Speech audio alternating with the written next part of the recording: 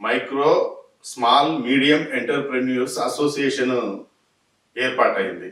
చిన్న చిన్న పరిశ్రమలు, ఇంజనీర్ వర్క్స్ పెట్టుకునే వాళ్ళు దేశవ్యాప్తంగా కొన్ని కోట్లలో ఉన్నాయి, ఇంత ఉత్పత్తి అవుతుంది అనేది చెప్పటం అన్ని ప్రభుత్వాలు చెప్తున్నాయి. కానీ ఎంఎస్ఎంఈలకి ఆర్థిక పరిపుష్టి ఎట్లా చేయాలో విస్మరిస్తున్నాయి.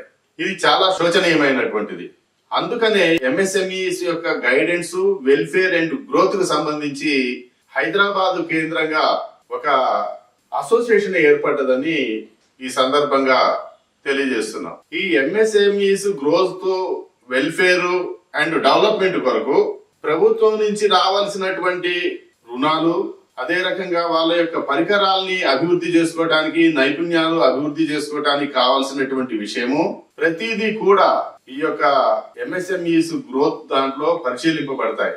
ఎంఎస్ఎంఈలు ఎంత దీనావస్థలో ఉన్నాయి అనంటే రాష్ట్రంలో వాళ్ళ పెట్టుబడి వాళ్ళనే ఏర్పాటు చేసుకొని చిన్న చిన్న medical, agro, health and defence లలో ఏవైతే డిఫెన్స్ కావాల్సినటువంటి మెటీరియల్ సప్లై చేయడం గానీ, హెల్త్ కావాల్సినటువంటి బెడ్స్ గానీ, అలాంటి గాజు గానీ, కాటన్ గానీ సప్లై చేయడంలో గానీ, మెడికల్ ఫుడ్ కి సంబంధించినటువంటి పల్వరైజర్స్ గానియండి, తర్వాత ఫ్రైయర్స్ గానియండి, ఇవన్నీ చేసుకునేటటువంటి ప్రతి ఒక్కటి కూడా ఎంఎస్ఎంఈ కిందికి వస్తుంది. కానీ ప్రభుత్వము ఎప్పుడూ కూడా వీళ్ళ అభివృద్ధికి చేయట్లేదు. ప్రధానమంత్రి రోజ్గార్ అని అంటారు, అదే రకంగా రాష్ట్ర ప్రభుత్వం మేము చాలా సహకారం చేస్తున్నాం, కానీ కార్యరంగంలోకి వస్తే మాత్రం శూన్యం.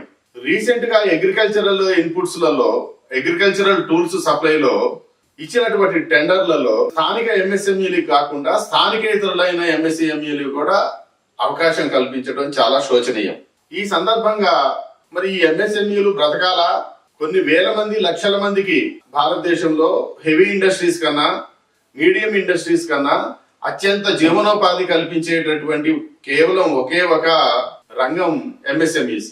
వీటన్నిటిని ఈ ఎంఎస్ఎంఈల్ని కాపాడుకోవాలి, వాళ్ళ యొక్క పనితీరుని మెరుగుపరచుకోవడానికి, అదే రకంగా ఆర్థిక లబ్ధి చేకూర్చేటటువంటి వివిధ ఫైనాన్షియల్ ఇన్స్టిట్యూషన్స్ తోటి టైఅప్ కావడానికి, వాళ్ళని గైడెన్స్ చేయడానికి ఒక ఎంఎస్ఎంఈస్ గైడెన్స్ వెల్ఫేర్ అసోసియేషన్ ఒకటి ఏర్పాటు చేయడం జరిగింది. ఇందులో ప్రతి జిల్లాకి ఒక ఇన్ఛార్జ్ ఉంటాడు.